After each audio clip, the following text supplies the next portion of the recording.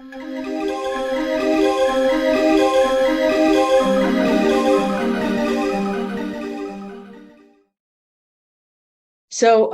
we did several sessions, Maurice and I don't remember all of them, but and then Sam did she do two sessions with us where we went in to try to stop the September meeting, that big meeting they were going to have or whatever that they probably already had.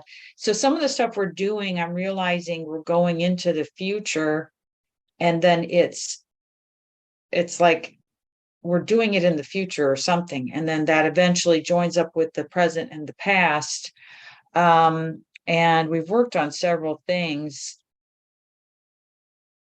some of them just crazy. I mean, the amount of information that's been going on this month, I don't even know if I can sum anything up. Um, so we did work on the seals. I was talking about that where I thought they were trying to open the seals because there was connections to Uluru in Arizona and Serpent's Mound and all these ley lines and stuff. And of course, the whole focus of everything is Scotland and that area. So Roslyn Chapel was coming up, and there's supposed to be four portals in there, or no, I'm sorry, four seals in there that open at a certain time. And how did I get on all the four seals and four horsemen? I don't remember. Maybe it was when I was reading on stuff.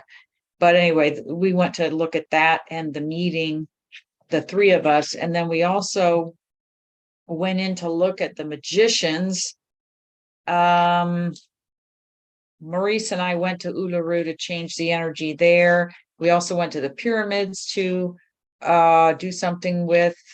We found the capstone, and we did something with all that. Oh my God, I literally cannot remember right now because of the stupid headache, all the stuff that we've done. And then, oh Lord, we reopened.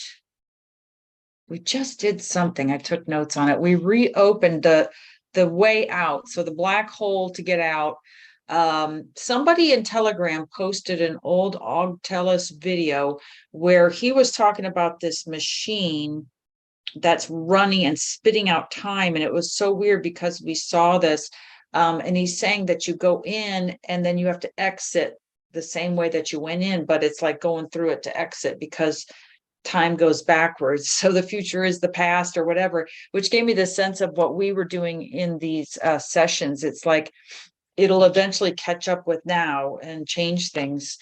But when we went in this last time, I was seeing this thing, the beast, and it was I was seeing the whole money system feeding the beast.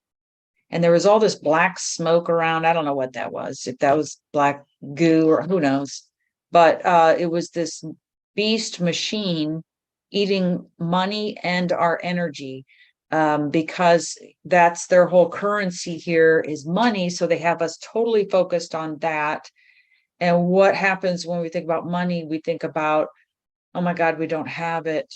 We don't have enough, or we have a lot, but we have to manage it so we don't lose it. And all this fear and all this energy and all this hard work goes into the sole focus of money. And this thing was eating money, and it was spitting out time. And we were kind of feeling like, this was Maurice and I were kind of feeling like money makes the time. So money is currency, or a current, electrical current, or the current moment, in time. It was all connected. These are just some quick notes afterward because I don't remember. I forgot to record that one. And we could see the two timelines, one being created by this thing, which felt like an overlay and controlled all of us by the money system. It was almost like the good and the bad sides were caught up in that. And if we remove the bad and go with the good feels temporary and then goes right back into the bad and loops. So what we did was we separated from that and put like a tunnel bubble of us going our own route, skipping the whole financial crash, like as far as there may be some change that happens with all that, but the particularly them putting us on this CSRQ system, which would basically wipe all our money, and we would be screwed. We would have to get what, we would have to we would get our little pittance, $1,000 or whatever it is, or 1,000 of this currency. And basically we'd be screwed. You don't want to live through that existence. So we were kind of trying to cut out that part of it, which will come on the other side of a financial crash or some disaster where they have to offer us the solution. And they're already talking about it in the news. So this is something for all of you to also refuse. And I'm hoping what we did on this will catch up to now.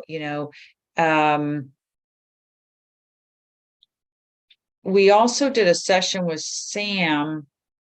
I'll go into these in detail. Like I'll read the notes, everything we saw, everything we did. Some of it's super interesting, but this one, I don't know if I recorded this, but it sounds nuts. But you know what? In Og Tells' video, I think it was his video or somewhere, they were talking about this whole thing being like a cartoon. So it doesn't really bother me when I start seeing some of this stuff in the astral, which again, Harry from Devil's Playground was talking to me and reminding me about those red goggles they wore, the military, and then they started seeing all these demons and all this other stuff around them, and it kind of made some of them crazy. And I kind of feel like that's what it is. I don't know if I'm really going into astral, so to speak, because we have to think about what we're in here. We're in 4D, I think, but it's like maybe this really small light spectrum that they allow us, our eyeballs, to see. Maybe I'm using other parts of my brain to see all the other light spectrum so I can see all this stuff going on around us. And then they do things like, put fake skies up or whatever. So our eyeball doesn't see certain things, but we can sense or see in the other light spectrums. But anyway, we went in, the three of us went in. I don't remember even why we went, so I'll have to see if they have notes on this. I don't know if I have this one recorded either, but we saw these. Okay, so we decided to go where the magicians were that were controlling things. And we were very surprised that all three of us wound up, I don't know where we were, if we were here in this realm or somewhere else, but we saw these dinosaur looking beings, kind of like the Black Crystal or the Dark Crystal, that TV show. They looked like that, but each one looked different. And they had these crystals that they were using. My God, what were they doing with them? But anyway, this was the black magic that was going on, and they were positioned all over the place. There was like tons of these crystals, and we had to we had to take care of that whole thing. The crystals themselves were alive, so it was very close to that dark crystal storyline. And that's what those creatures kind of reminded me of. And it's interesting, I think they took that off the air or something, like it was revealing too much. I think it was even talking about Adreno, and you know what word I'm saying there. I think it was even mentioning that in there. It was like really creepy. And it's supposed to be for kids.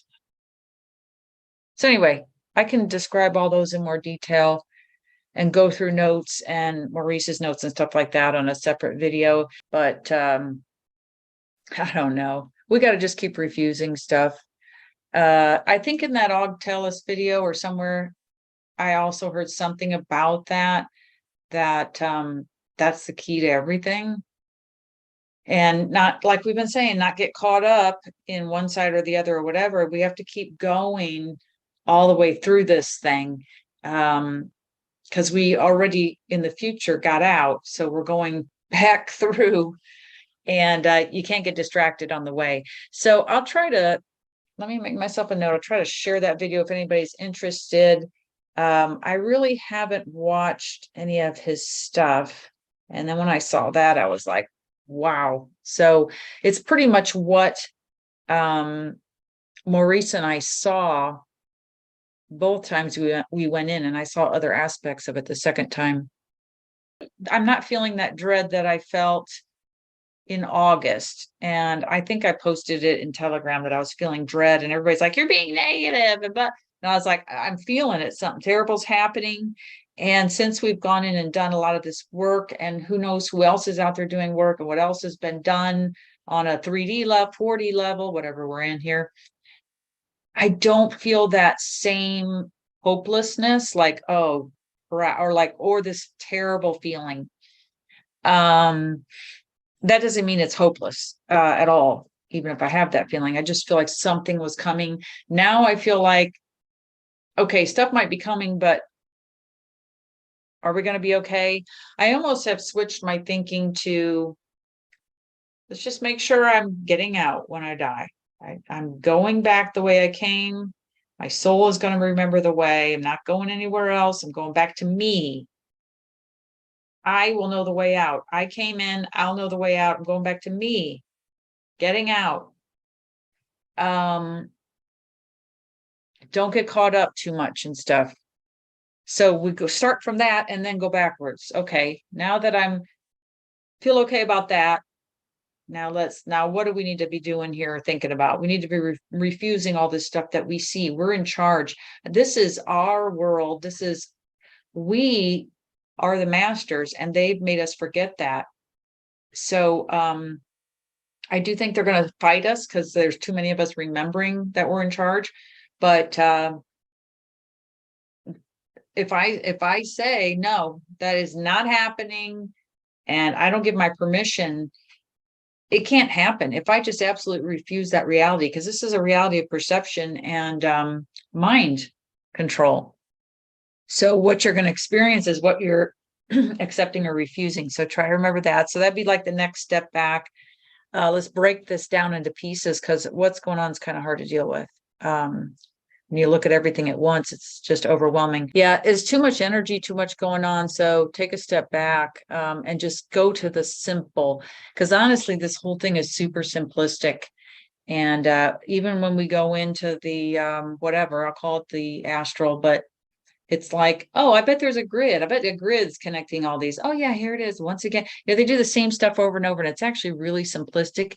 So they bring in all this chaos and confusion to make it complex because AI's intellect. So intellect has to get expand. It's like you can expand all you want, but you're never going to learn what love and compassion is. You're going to learn to mimic a response that sounds like that, or a tone of voice maybe, but you're never going to live it. So give it up. And you can't contain limitless beings. We can be here for a little bit, but there ain't no way we're staying. That's why we're all bored here. It's like, really? Can't you people like create anything? Oh yeah, that's right. You're not people. You're not real.